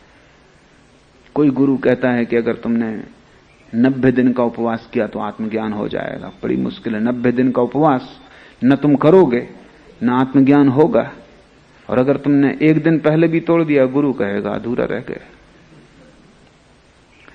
इसलिए तुम्हें कभी जांच का मौका भी नहीं मिलता। गुरुओं की ठीक परीक्षा तभी होती जब उन्हें ठीक शिष्य मिल जाते। बुद्ध ऐसा ही शिष्य था। उसने अनेक गुरुओं का पानी उतार दिया। जिस गुरु के पास गया, गुरु ने जो कहा, गुरु ने कहा 15 दिन का उपवास, उसने 45 दिन का करके बताया। गुरु को यह कहने की जगह न रही कि तुमने किया नहीं। आखिर गुरु हाथ जोड़ लेते कि हम जो बता सकते थे बता दिया, इसके आगे हमें भी पता नहीं है, तुम कहीं और जाओ। क्योंकि उनकी वजह से दूसरे शिष्यों में शक पैदा होने लगता है कि जब इतना करके इस आदमी को कुछ नहीं हुआ तो हमको क्या होगा। बुद्ध की वजह से शिष्य भागने लगते दूसरे। बुद्ध ने सारे गुरुओं को टटोल डाला। और जैसा कि अक्सर होता है, गुरु तो मुश्किल से कोई होता है, 100 में कभी एक, 99 तो केवल धोखे के गुरु होते हैं। जैसे तुमने खेतों में खड़े देखे हो आदमी धोखे के, हंडी लगी है, कपड़ा लगा है, डंडे पे खड़े, पक्षियों को भगाने के लिए ठीक। ऐसे गुरु हैं तुम्हारे, ना समझों के लिए ठीक, कमजोरों के लिए ठीक, नपुंसकों के लिए ठीक, जो कुछ नहीं करना चाहते, जो सिर्फ सिर हिलाते हैं कि ठीक है कभी करेंगे, उनके लिए ठीक। लेकिन कोई करने वाला आ जाए तो कठिनाई हो जाती। बुद्ध ने मुश्किल खड़ी कर दी, सब किया। ऐसी हालत हो गई कि लोग बुद्ध के पीछे चलने लगे। बुद्ध ने इतना किया और बुद्ध कहे जा रहे हैं कि मुझे कोई ज्ञान नहीं हुआ, ये सब करना फिजूल गया है, लेकिन फिर भी मानने वाले पैदा हो गए। एक गुरु, आखिरी गुरु उद्दार कालाम को जब उन्होंने छोड़ा तो उसके 5 शिष्य बुद्ध के शिष्य हो गए। उन्होंने कहा कि इस गुरु से तो ये बुद्ध बेहतर। उन दिनों बुद्ध केवल 1 दाना चावल रोज लेते थे भोजन में, क्रस काय हो गए थे।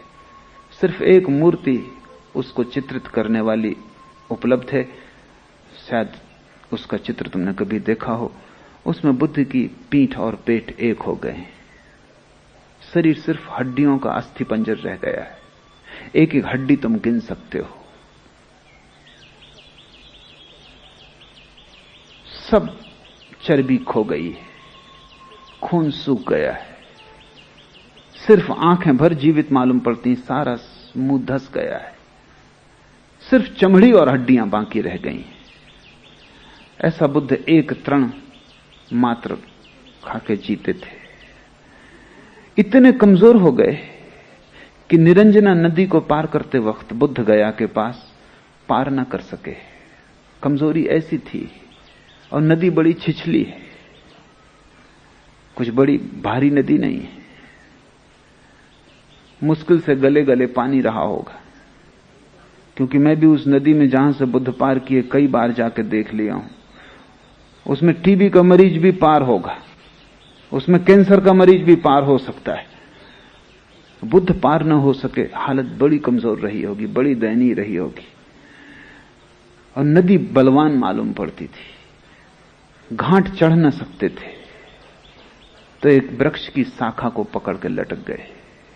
उस क्षण में उन्हें होश आया कि मैं क्या कर रहा हूं, शरीर को नष्ट कर रहा हूं, इससे आत्मा कैसे मिलेगी। आत्मा के मिलने का शरीर को नष्ट करने से कौन सा संबंध है, कौन सा तर्क है, कौन सा गणित है। और कमजोर में इतना हो गया कि निरंजना साधारण सी नदी में पार नहीं कर पाता, और भवसागर पार करने की सोच रहा हूं, ये नहीं होगा। और उस क्षण निरंजना नदी में पड़े हुए वृक्ष की जड़ को पकड़े हुए उन्हें लगा कि सब करना व्यर्थ गया, कोई क्रियाकांड कहीं ना ले जा सका। पहले मैंने संसार छोड़ दिया था, अब मैं ये त्याग तपश्चर्या भी छोड़ देता हूं। उस दिन त्याग पूरा हुआ, उस दिन कुछ भी ना बचा पकड़ने को, सब छूट गया, मुट्ठी खुल गई। बुद्ध किसी तरह बाहर निकले। जिस वृक्ष के नीचे उनको बोध हुआ, उस वृक्ष के नीचे बैठे। किसी युवती ने, गांव की, जिसका नाम सुजाता है, ऐसा उस वृक्ष के देवता के लिए कुछ चढ़ौती मानी होगी कि कोई उसकी इच्छा पूरी हो जाएगी तो वो खीर से भरा हुआ थाल वृक्ष को चढ़ाएगी। पूर्णिमा की रात थी उस रात वो खीर चढ़ाने आई, उसकी इच्छा पूरी हो गई थी। पूर्णिमा की उस निर्जन रात में निरंजना के एकांत तट पर वृक्ष के नीचे उसने बुद्ध को देखा। दुर्बल काय पीत हो गए। समझा, भोली युवती रही होगी, श्रद्धावान, समझा कि वृक्ष का देवता स्वयं खीर लेने को उपस्थित हुआ है। कोई और दिन होता तो बुद्ध ने खीर न ली होती, क्योंकि वो केवल एक तृण ही लेते थे।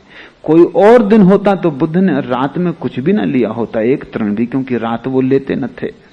कोई और दिन होता तो जात पात पूछी होती कि स्त्री कौन है। निश्चित ही स्त्री शूद्र रही होगी। नाम सुजाता बताता है कि शूद्र रही होगी, क्योंकि जो अच्छी जात में पैदा हुआ हो वो सुजाता नाम ना रखेगा, जरूरत नहीं। इसलिए अक्सर कुरूप स्त्रियों का नाम तुम पाओगे सुंदरबाई। तो सुंदर स्त्री को कोई सुंदरबाई नाम देता? जस्ती नहीं बात, बैठती नहीं बात। निश्चित लड़की शूद्र रही होगी, और शूद्र ही तो वृक्षों इत्यादि को पूजते हैं। ब्राह्मणों के तो मंदिर हैं, जैनों के बड़े विशाल मंदिर हैं, उनको कोई वृक्षों की पूजा करने नहीं जानी पड़ती। जो मंदिर बना नहीं सकते, देवता प्रतिष्ठापित नहीं कर सकते, दीन दरिद्र हैं, वही तो वृक्षों को पूजते हैं। शूद्र ही रही होगी। लेकिन उस रात बुद्ध ने न पूछा, पूछने की बात ही न रही। उस दिन सब छोड़ दिया, जो हो। अब यह हो रहा है कि ये लड़की अचानक इस रात में बिना मांगे खीर लेके आ गई, तो उन्होंने स्वीकार कर लिया। ये खबर उनके 5 शिष्यों को मिली जो दूसरे वृक्षों के नीचे ध्यान कर रहे थे। 5 शिष्य जो बुद्ध की तपस्या देख के उनके पीछे हो गए थे। उन्होंने कहा ये भ्रष्ट हो गए। शूद्र लड़की,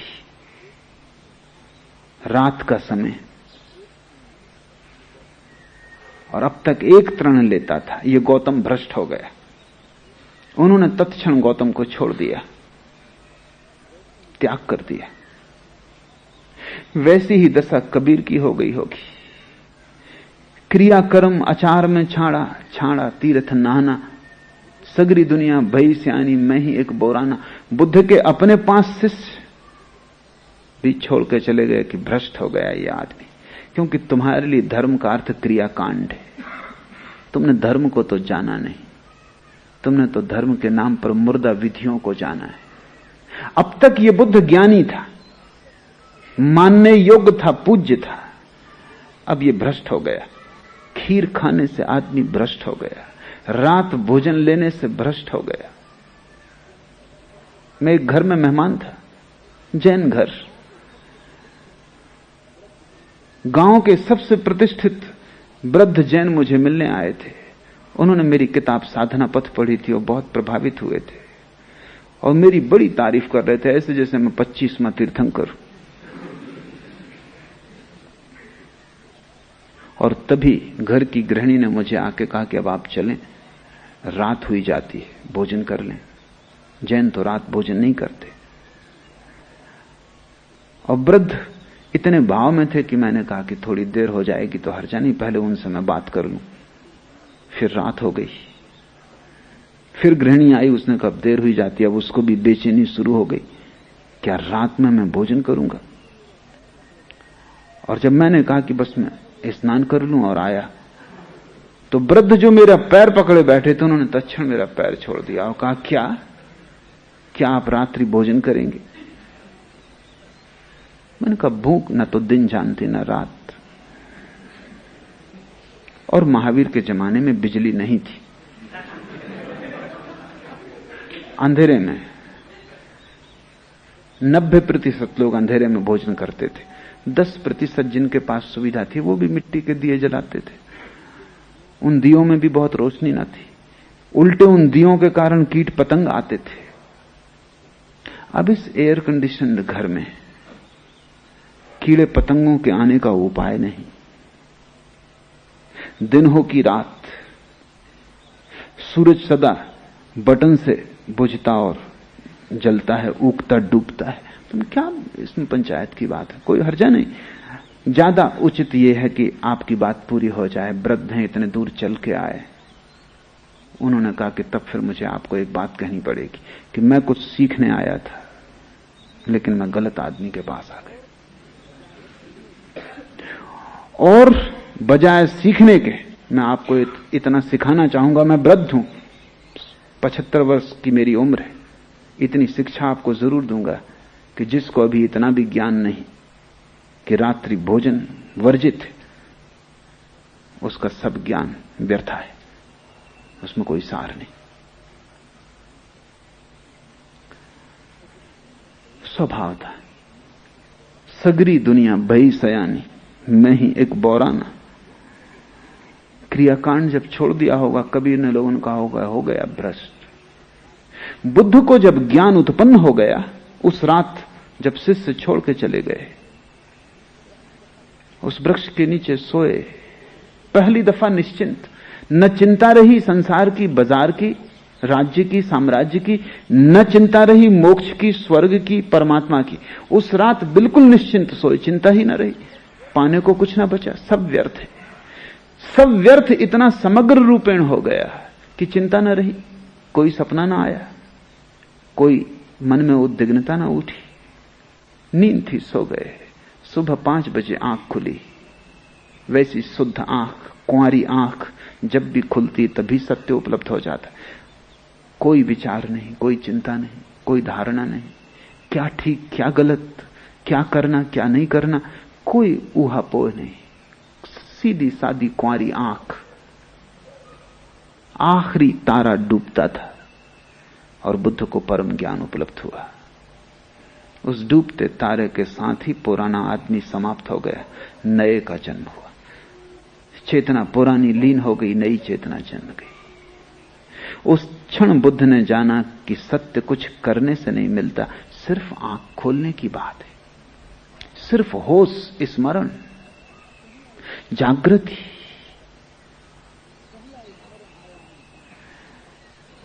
पहला स्मरण आया उन 5 शिष्यों का जो छोड़ के चले गए। इतने दिन साथ थे बेचारे, असमय में साथ रहे, जब कुछ देने को ना था तब पीछे चले, जब कुछ मेरे पास ही ना था तब मुझे गुरु माना, और अब जब मेरे पास देने को है तब वो छोड़ के चले गए। तो बुद्ध उनको खोजने निकले, उनको जाके पकड़ पाए सारनाथ में।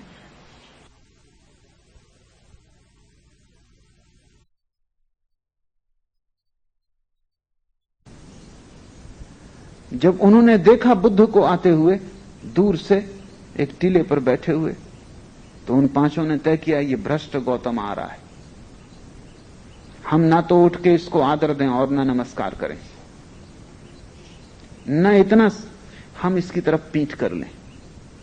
अगर इसको आना हो खुद आ जाए, बैठना हो खुद बैठ जाए, हम ये भी ना कहें कि बैठो।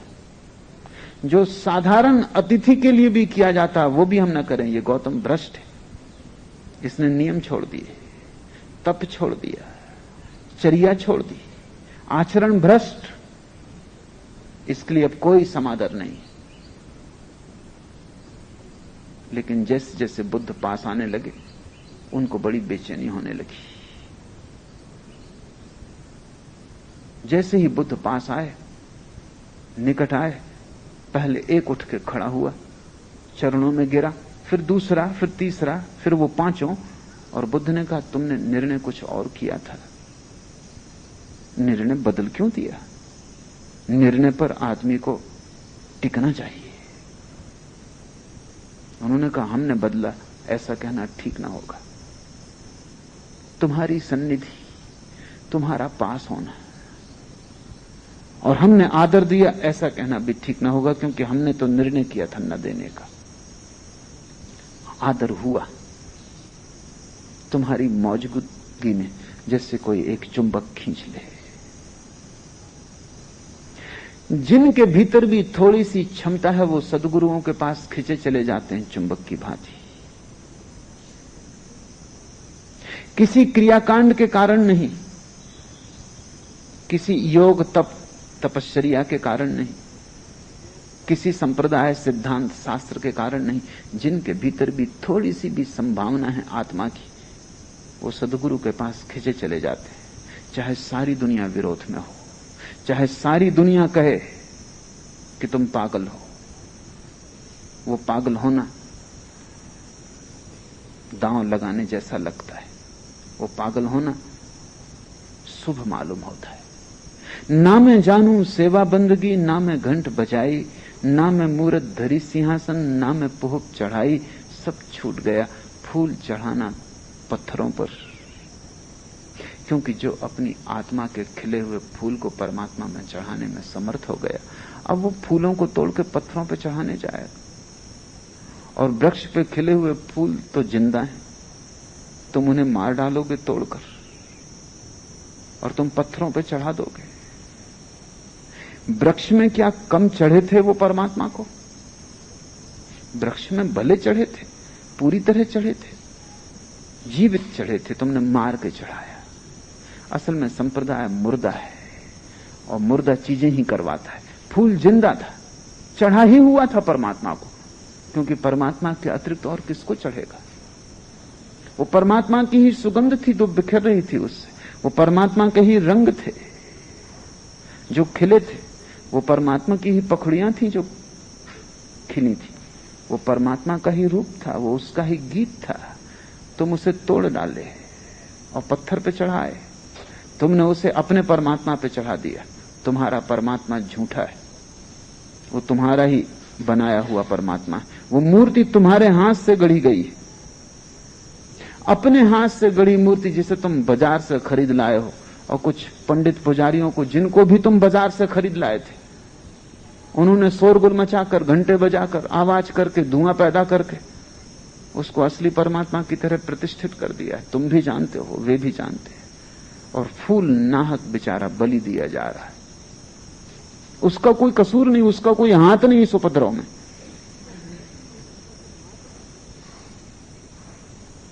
मैं जबलपुर में था तो मैंने एक बड़ा बगीचा अपने चारों तरफ लगा रखा था। मैं बड़ी मुश्किल में पड़ गया, क्योंकि धार्मिक लोग, पास ही मंदिर थे, वो सुबह सुबह वहां से निकलते, वो बगीचे में घुस जाते। अधार्मिक को तो डर भी हो, धार्मिक को डर ही नहीं, उसको पूछने की भी जरूरत नहीं कि फूल हम तोड़ सकते हैं कि नहीं, क्योंकि वो पूजा के लिए तोड़ रहा है। अब पूजा के लिए कोई मना करता है? आखिर मुझे एक तख्ती लगा देनी पड़ी कि पूजा के लिए भर तोड़ना मना है, और किसी के लिए तोड़ो चलेगा।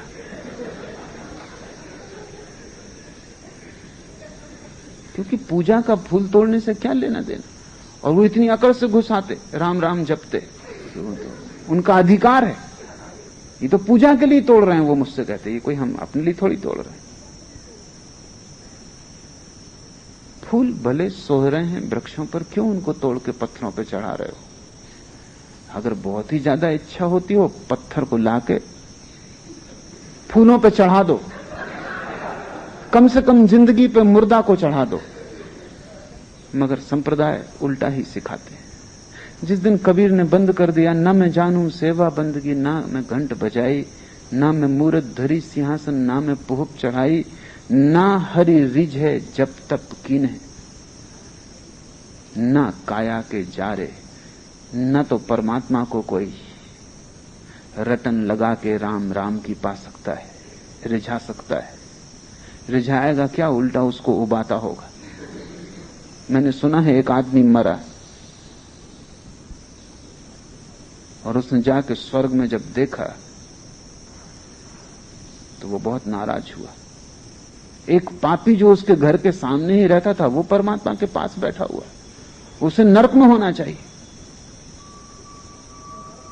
और उसने कहा यह अन्याय है, ये क्या मैं अपनी आंख से देख रहा हूं। तो यहां भी रुस्वत चल रही है कि भाई भतीजावाद चल रहा है। क्या मामला है, ये आदमी यहां कैसे बैठा है, ये पापी। और मैं सदा तुम्हारा गुणगान गाता रहा, और सिवाय कष्ट के मुझे जिंदगी में कुछ न मिला, और अब ये कष्ट तुम दे रहे हो कि इस पापी को यहां देखना पड़ेगा स्वर्ग में। तो मतलब हमारे पुण्य का क्या हुआ? परमात्मा ने कहा तुम इसमें ही खैर समझो कि तुम स्वर्ग में हो, की वजह से तुमने मुझे तक नहीं सोने दिया, तुम खोपड़ी खा गए। एक रात चैन न लेने दिया। तुम काफी सौभाग्य समझो कि तुम यहां प्रवेश किए जा रहे हो, और ये आदमी यहां है क्योंकि इसने कभी मुझे सताया नहीं। इसने ना तो कभी कोई प्रार्थना की, न कभी पूजा की, न ये कभी मंदिर गया। दुनिया इसे पापी समझती थी, क्योंकि दुनिया जिसे पुण्य समझती वो पुण्य ही नहीं है। मंदिर जाने में क्या पुण्य है? लेकिन इस आदमी ने चुपचाप दीनों की सेवा, फोटोग्राफर तैयार नहीं रखे, ये चुपचाप लोगों के घरों में डाल आया, उनको भी पता नहीं है। वो धन्यवाद देने का भी मौका इसने नहीं दिया। ये मंदिर नहीं गया, ये सच है। इसने पूजा नहीं की, ये सच है, लेकिन ये मेरा प्यारा है।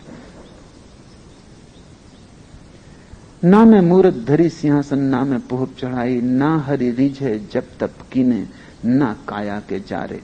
और तुम शरीर को तपाओ, जलाओ, इससे तुम सोचते हो परमात्मा प्रसन्न होगा। आत्मा तक प्रसन्न नहीं होती, परमात्मा क्या प्रसन्न होगा? भीतर की आत्मा से पूछो, वो परमात्मा का प्रतिनिधि है तुम्हारे भीतर। पीड़ा पाती है तुम जब प्रफुल्लित हो, जब तुम्हारा सारा शरीर खिला है और स्वस्थ है, जब तुम्हारे सारे शरीर के रग रग रोए रोए में जीवन की धारा बह रही है, जब तुम नाच सकते हो, तभी तुम्हारी आत्मा प्रसन्न है।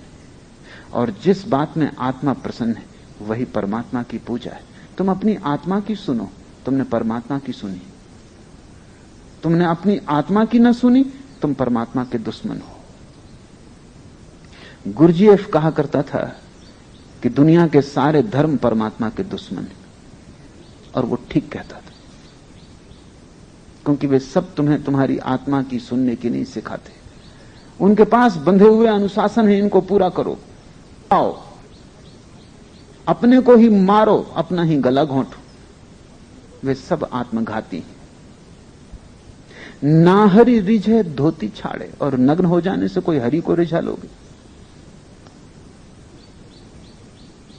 वाह पांचों के मारे, और पांचों इंद्रियों को भी मार डालो, फोड़ लो आंखें अपनी, कान में सींगचे डाल लो, ताकि न सुनाई पड़ेगा संगीत, न वासना पैदा होगी, न दिखाई पड़ेगा रूप, न वासना पैदा होगी। मार डालो, काट डालो पांचों इंद्रियों को। वही तो तुम्हारे साधु सन्यासी कर रहे हैं। परमात्मा बनाता है, तुम मिटाते हो। तुम कैसे उसके मित्र हो सकते हो? परमात्मा आंखें बनाता है, तुम परमात्मा कान देता है। तुम बहरे बनना चाहते हो? जो परमात्मा ने दिया है उसे मिटाओ मत, उसे संभालो, उसे सुसंस्कृत करो, उसे संवेदनशील बनाओ। आंख ऐसी संवेदनशील हो जाए कि रूप तो दिखाई पड़े ही, रूप के भीतर छिपा अरूप भी दिखाई पड़ने लगे। कान ऐसे श्रवण की गहनता को उपलब्ध हो जाएं कि संगीत तो सुनाई पड़े ही, सब संगीत में जो शून्य छिपा है वो भी सुनाई पड़ने लगे।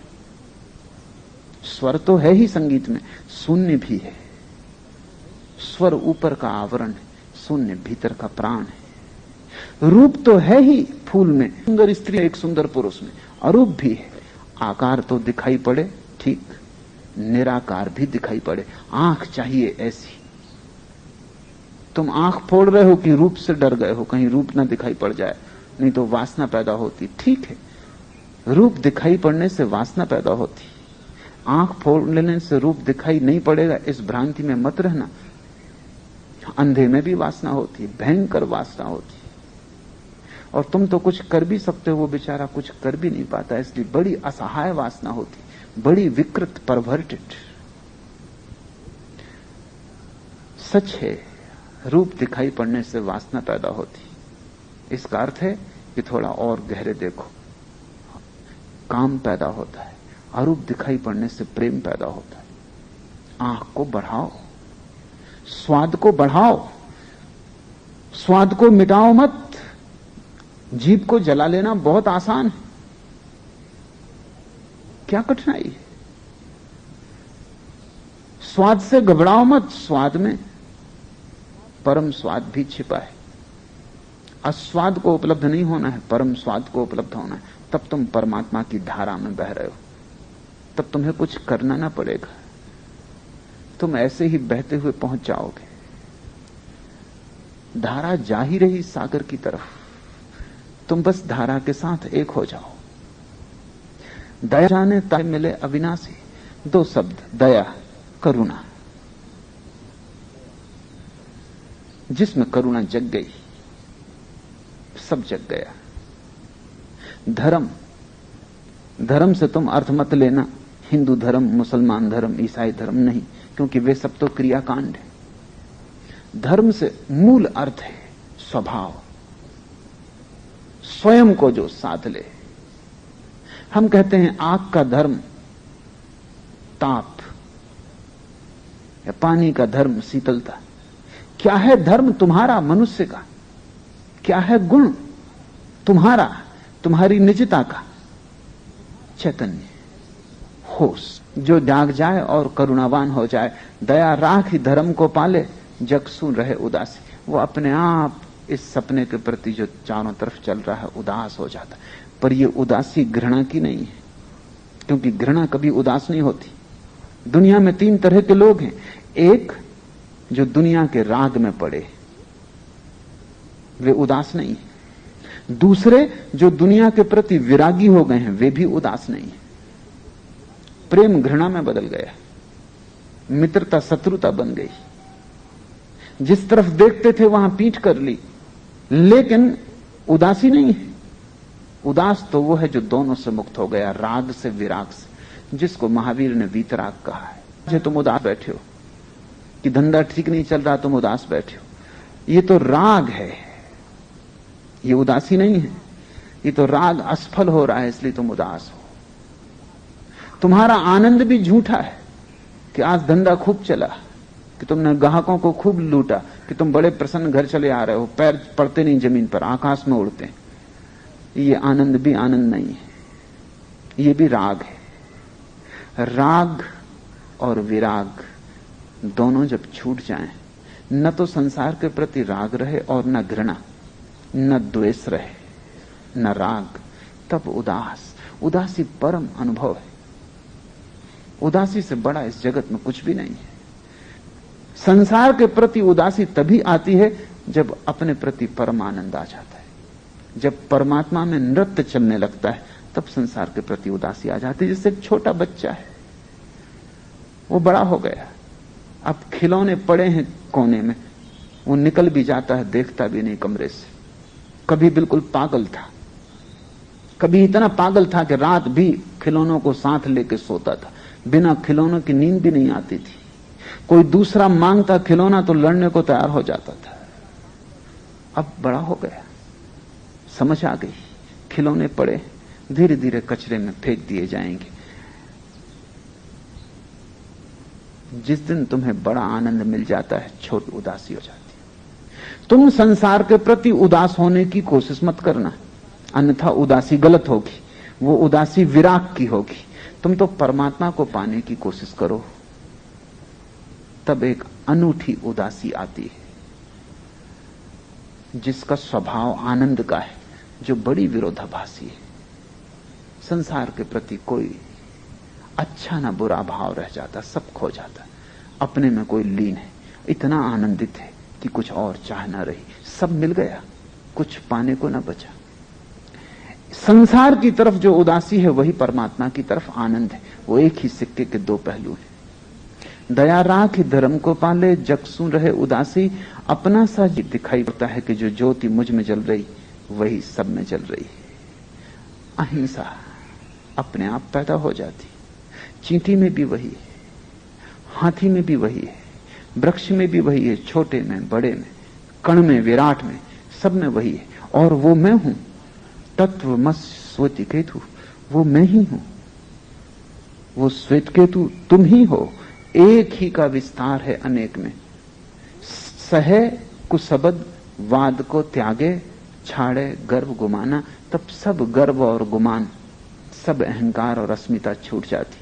तब सब कुशब्द, कोई गाली दे रहा है, अपमान कर रहा है, कुछ साल ताबर सहे कुसबद, वाद को त्यागे और अब उसका कोई वाद नहीं है।